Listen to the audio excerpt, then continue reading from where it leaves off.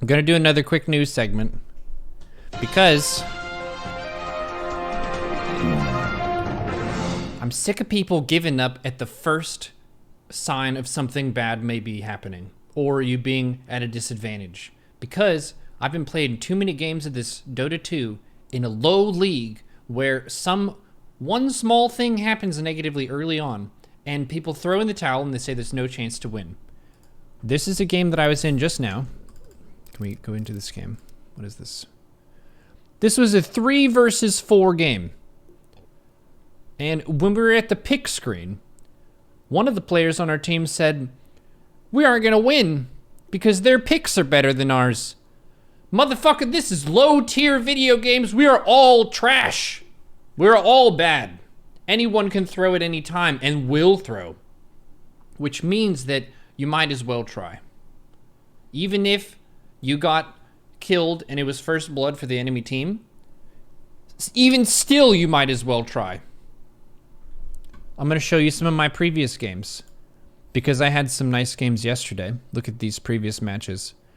In this game with Luna that I was in, our hard carry, PA, said, that's Phantom Assassin, said, "GG, we lose. Their Razor is too fed and it's over." But guess what happened? We turned the shit around. Maybe it wasn't this game or it was another one. Let's look at the graphs. Okay, this one we got ahead and stayed ahead. I want to find one with a nice juicy graph of a comeback.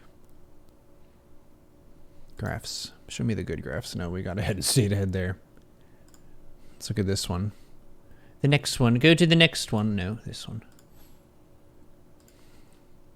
It's one of these.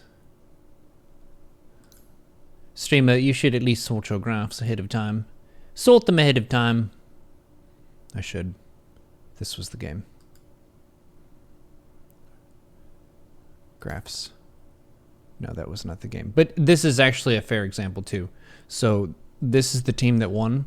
I was on this team.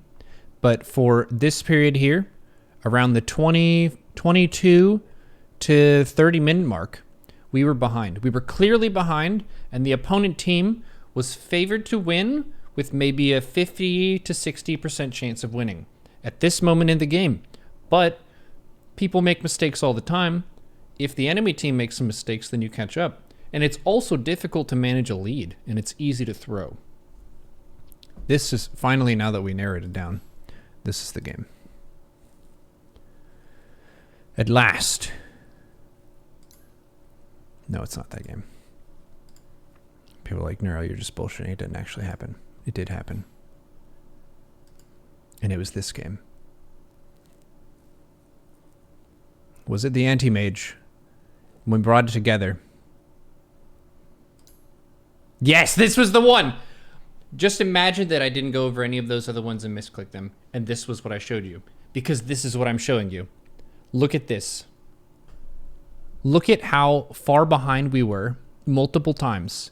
Here, they had 10,000 resource advantage, resource and experience over us. And then again, they were ahead for all of this area underneath the line. And many people, they're very upset. They're blaming each other. Our team was Zeus, Axe, Jakiro, and Undying. And Undying was like, "Zeus, you fed mid. You're so bad. I hate you." Blah, blah, blah. Just kind of trying to find a scapegoat in the match. But what did I do? Last hit, last hit, last hit, last hit. Blink to the next camp. Last hit, last hit. Look at the mini-map. Blink, last hit. Get the item. Blink, get the next item. Last hit, last hit. Push the tower, push the lane. Try to get map control. Try to do your best. Have some uptime. Keep trying. Because a lot of times people get ahead and they get overconfident and they let off the gas and then they throw. And that's when this happens. But if I gave up here when things first start to go south for our team, then all is lost. But if you just continue to fight it out and you say that the average match duration is about 40 minutes, then I mentally commit myself to just fight for 40 minutes and see what happens. That's going to make you very strong as a gamer. You can do the same thing in StarCraft 2, but the thing that's been really eye-opening for me is the defeatist mindset and how prevalent it is in Dota 2. It makes me wonder how much people are held back by just that alone, the defeatist mindset, as opposed to, say, your mechanics or your game knowledge. Some people just give up whenever the wind is in their face and the weather is bad or some shit. When you can still move forward, you can still make progress and accomplish stuff. So you should remember stuff like this.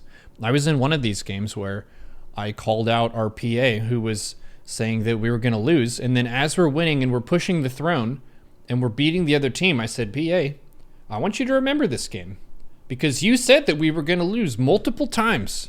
And here we are at the like clenching victory moment together. And you were behind. And yet now we are winning. I want you to remember this. So you should remember that too. If you're in your games, anyone can throw at any point. Just because you're behind doesn't mean you're down and out. You need to keep pushing through it.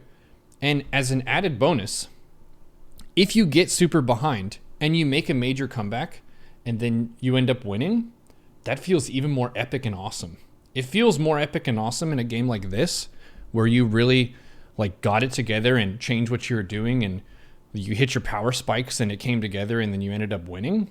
It's more epic and exciting than if you just got ahead and stayed ahead and won. So have a strong mindset, and if you have a robust, I'm going to keep fighting state of mind, you can win more games like this. And you won't just be down and out and start shit-talking your team just because you get a little bit behind. Being behind happens. Never give up. This has been a public service announcement for the people who have a very defeatist mindset and shit on other teammates instead of just trying to win the game.